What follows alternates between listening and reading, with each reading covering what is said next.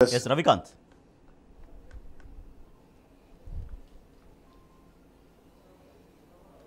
Good morning Rajesh. 8 గంటల కంటే 8 గంటలకు పోలింగ్ మొదలు కావడం జరిగింది.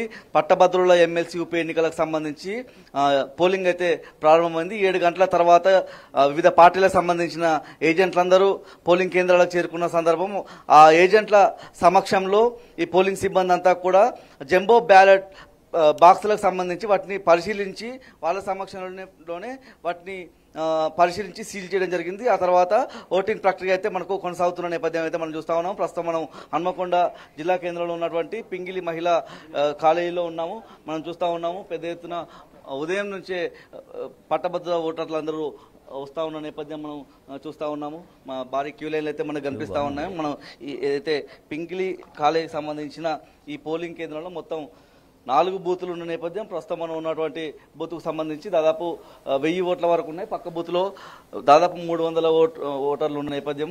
పూర్తి స్థాయిలో ఓటర్లందరూ కూడా ఓటు హక్కు వినియోగించుకొని బయటకు వస్తున్న సందర్భాన్ని అయితే మనం చూస్తూ ఉన్నాం. ఈవీఎంల ద్వారా జరిగే ప్రక్రియ కాదు కాబట్టి జంబో బ్యాలెట్ పత్రం ఉంటుంది. ఆ బ్యాలెట్ పత్రానికి సంబంధించి వాళ్ళు ప్రాధాన్యత క్రమంలో ఓటు వేసి బయటకు వస్తూ ఉన్న నేపథ్యాన్ని కూడా మనం చూస్తూ ఉన్నాము. పూర్తి స్థాయిలో ఓటర్లందరూ కూడా ఉదయం నుంచే చేరుకుంటున్న నేపథ్యం మనం చూస్తూ ఉన్నాం. 4 గంటలకు ఈ పోలింగ్ ప్రక్రియ 4 గంటల వరకు అయితే కొనసాగుతుంది. కంపార్ట్మెంట్ మనం విజువల్ చూస్తూ ఉన్నాం.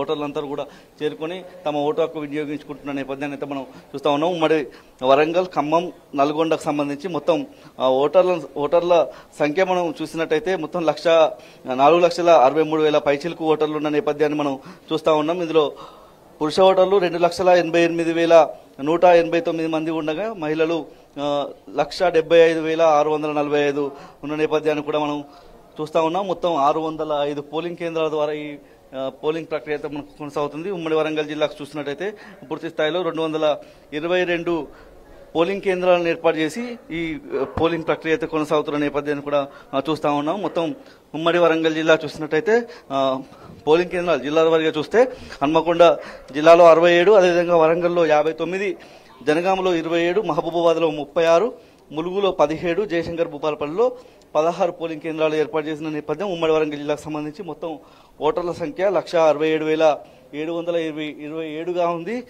దీంట్లో పురుషులు 105,227, అదేవిధంగా మహిళా ఓటర్ల సంఖ్య 63,499. ఇందులో ఇతరులు ఒకరుగా ఉన్నారు. మొత్తం ఉమ్మడి నల్గొండ, ఖమ్మం, వరంగల్ పరిధిలో మొత్తం ఇతరుల ఓటర్లు 5 ఉండగా ఇందులో జనగామ జిల్లాకు సంబంధించి ఒకరున్న నేపథ్యాన్ని మనం చూస్తా ఉన్నాం. ఉమ్మడి వరంగల్ జిల్లా వ్యాప్తంగా 1060 మంది పోలింగ్ సిబ్బంది అయితే విధులు నిర్వహిస్తున్న సందర్భం. ప్రతి పోలింగ్ కేంద్రం వద్ద కూడా పకడ్బందీ భద్రత ఏర్పాటు చేసిన నేపథ్యాన్ని మనం చూస్తా ఉన్నాం. ఓటర్లకు సంబంధించి ఉదయం నుంచే 8 గంటల లోపే ఇక్కడికి క్యూ లైన్ వచ్చి చేరిన నేపథ్యాన్ని మనం చూస్తా ఉన్నాం. ముఖ్యంగా ఓటర్లు చేయాల్సినవి చేయకూడని పనులతో కూడినటువంటి నేపథ్యాన్ని కూడా మనం చూస్తా ఉన్నాం. గతంలో 2021లో జరిగిన మనం చూస్తా ఉన్నాం. రవికాంత్, ఇప్పుడు మామూలుగా నార్మల్ ఓటింగ్ అంటే ఈవీఎంలో డైరెక్ట్ గుర్తుంటుంది, పోయి దాన్ని ప్రెస్ చేయడం అనేది అదొక ప్రాసెస్. బట్ ఇది పట్టభద్రుల ఓటింగ్ అనేది చాలా డిఫరెంట్గా ఉంటుంది. ప్రాధాన్య క్రమాలు వేయాలి. సో అక్కడ ఇంకెవరన్నా సరే, అది చాలామందికి ఐడియా ఉంది, దాన్ని కాదన్నా. బట్ ఇంకా అక్కడ ఏమన్నా అవేర్నెస్ చెప్పడానికి, క్రియేట్ చేయడానికి, ఎవరైనా కన్ఫ్యూజ్ ఉండే వాళ్ళకి ఎక్స్ప్లెయిన్ చేయడానికి అక్కడ ఉన్నారా? సిస్టమ్ ఉందా, వ్యవస్థ ఉందా అక్కడ?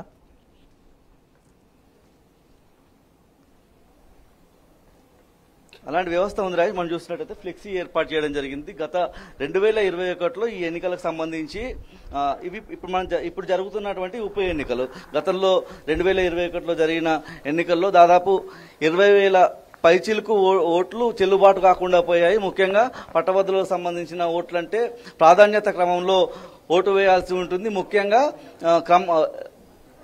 ఒకటి నెంబర్ ఓటు ఎవరికైతే వేస్తామో ఆ తర్వాత సీరియల్ నెంబర్ వైజ్ గా ఉంటుంది. ఉదాహరణకు ఇప్పుడు పోటీలో 52 మంది అభ్యర్థులు ఉన్నారు. ప్రాధాన్యత క్రమంలో ఒకరికి ఒక నెంబర్ వేసిన తర్వాత 52 వరకు సీరియల్ నెంబర్స్ వేసుకుంటూ వెళ్ళవచ్చు.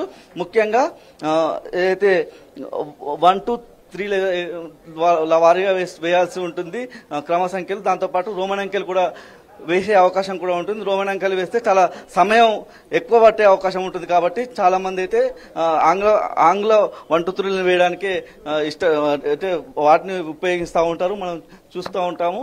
ఇప్పుడు ఒకటవ నెంబర్ వేసినటువంటి ఇది మిస్టేక్ చేసినటువంటి ఒక నమూనా. ఇది ఒకటవ నెంబర్ వేసి ఆ తర్వాత ఫింగర్ ప్రింట్ వేశారు, ఆ తర్వాత ఒక సంతకం చేసినట్టు చేస్తే ఇలాంటి ఓట్లు చెల్లవు. దాంతోపాటు తెలుగులో 1, 2, 3, 4 ఇట్లా తెలుగులో రాసిన చెల్లవు.